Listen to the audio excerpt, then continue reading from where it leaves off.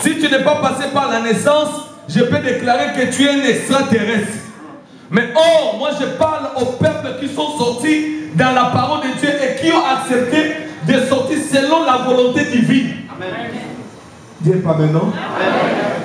Et je crois que par cette volonté, lui-même qui était Dieu, n'a pas voulu venir sur la terre comme un extraterrestre.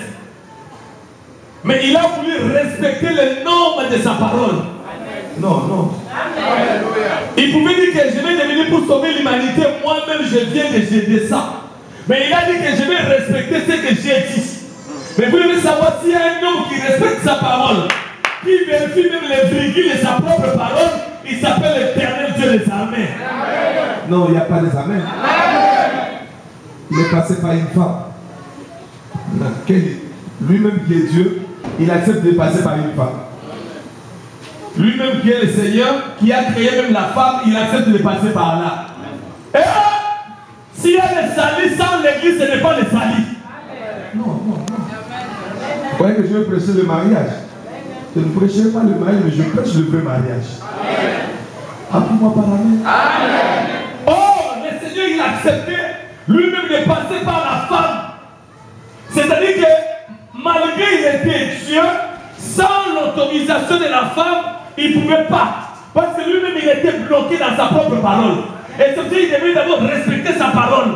Si un homme qui respecte la parole, ce n'est pas ton voisin, ce n'est pas ta maman, ce n'est pas ton mari, ce n'est pas un pasteur qui respecte la parole, mais je te parle de celui qui respecte la parole, c'est le Dieu Tout-Puissant. On a déjà vu les gens parler, je t'aime, je serai avec toi. Plein de promesses qui n'ont jamais été réalisées. Mais je te prêche un Dieu qui a toujours réalisé. Non, non, non, non.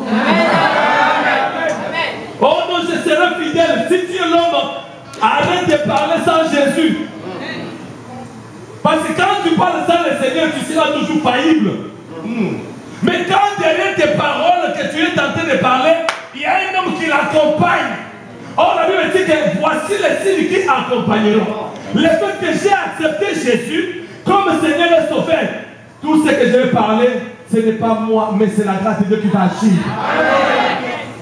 C'est la grâce qui va m'accompagner. Je vais déclarer ce soir, le mariage ce n'est pas facile. Le mariage ce n'est pas quelque chose de bonbon.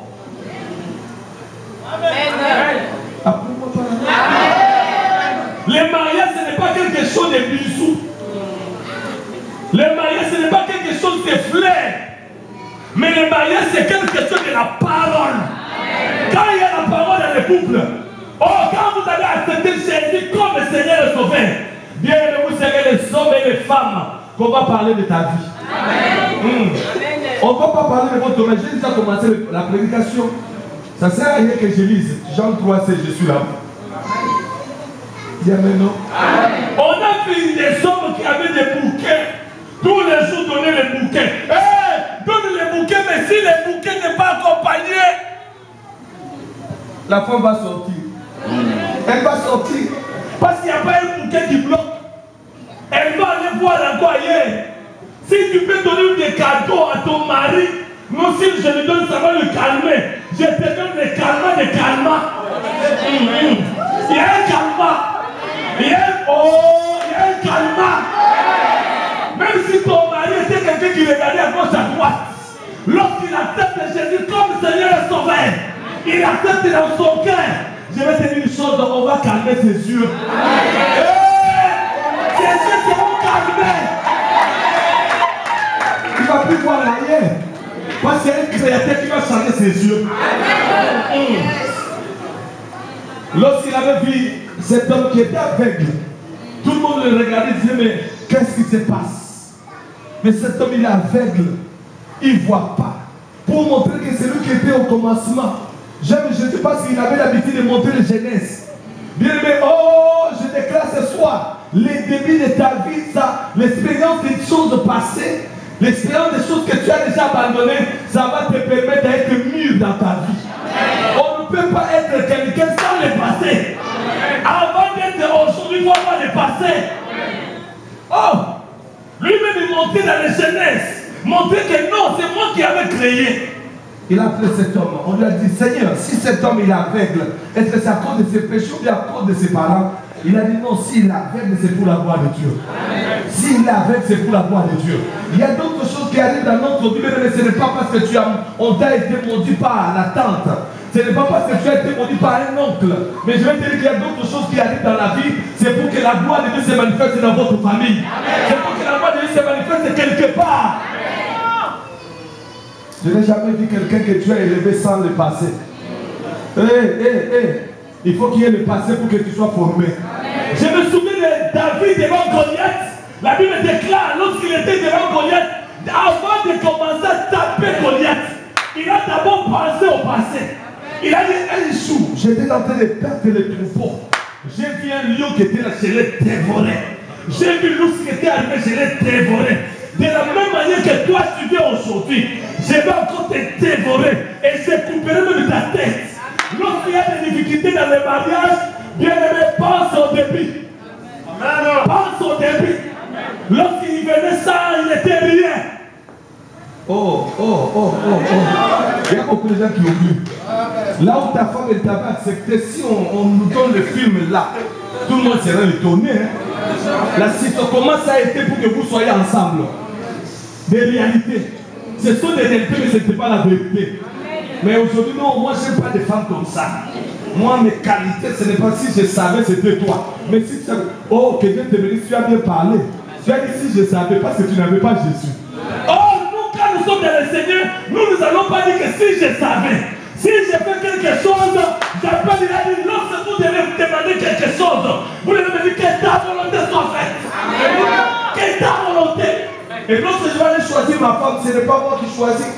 C'est un papa, un doyen nettoyé, un doyen nettoyé, un connaisseur. Quand il va choisir que tu as des caractères durs, il va chercher une femme qui a des caractères doux. Quand il va arriver, si toi tu montes, tu sais, c'est une femme qui maîtrise son mari. Les gens peuvent te parler, non. Notre enfant, on ne l'avait pas connu comme ça. Vraiment. Mais depuis qu'il a eu cette femme, depuis que cette femme est entrée dans sa vie, ce n'est pas cette femme, depuis qu'elle a accepté Jésus de cette femme, depuis que cette femme est arrivée avec son Jésus, l'homme est maîtrisé. L'homme est maîtrisé. Quand Dieu a tant aimé le monde qu'il a donné son fils unique, il a donné. Derrière les secrets du mariage, c'est donné. Là où il y a les données, il n'y aura pas de problème. Mais s'il y a toujours des recevoir, vous allez avoir des problèmes. Parce qu'il a donné, derrière donné, il a eu encore quelque chose qui était meilleur. C'est-à-dire que dans le mariage, il y a un secret car il a donné. Quand il donnait, il ne voulait pas, ce n'était pas même profit. Dis amen, non? Ce qui fait le fondement du mariage, c'est donner.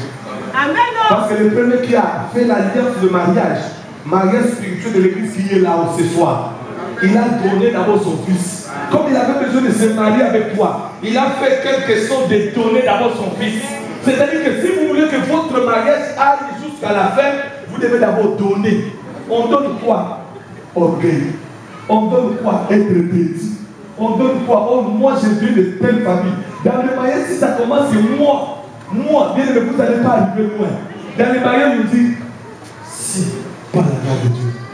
Dans le mariage, jamais. Oh, moi, tu sais, moi j'ai fait des études. Oh, les mariés, ce n'est pas le problème des études. On parlait bien français, on parlait mal. Au moins, comme tu me vois là, d'abord, tu sais, on ne peut pas m'embricoter. On ne peut pas me décapiter. Toi, tu crois que des gros mots, ça va maîtriser le mariage?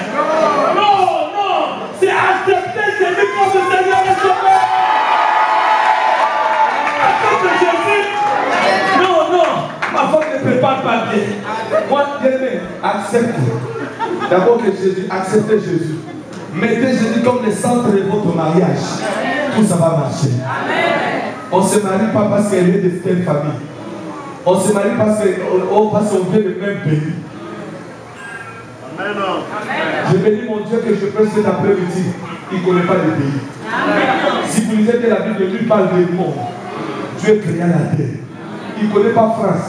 Il ne connaît pas Congo. Il ne connaît pas Côte d'Ivoire. Il ne connaît pas États-Unis. Mais lui, il connaît qu'il a créé la terre. C'est cela quand tu te marier, dis Seigneur, donne-moi quelqu'un qui est sur la terre. Et ne dis pas, oh le Seigneur, moi je voudrais bien avoir un Ivoirien. Parce qu'un Ivoirien, vraiment, s'il est calme, qui t'a dit? Oh, donne-moi un Congolais, Seigneur, donne-moi un Congolais. Oh Seigneur, moi je voudrais bien avoir vraiment un Américain. Dis Amen, non? Oh, parce que moi je des Américains, quand ils parlent à graphe, ils disent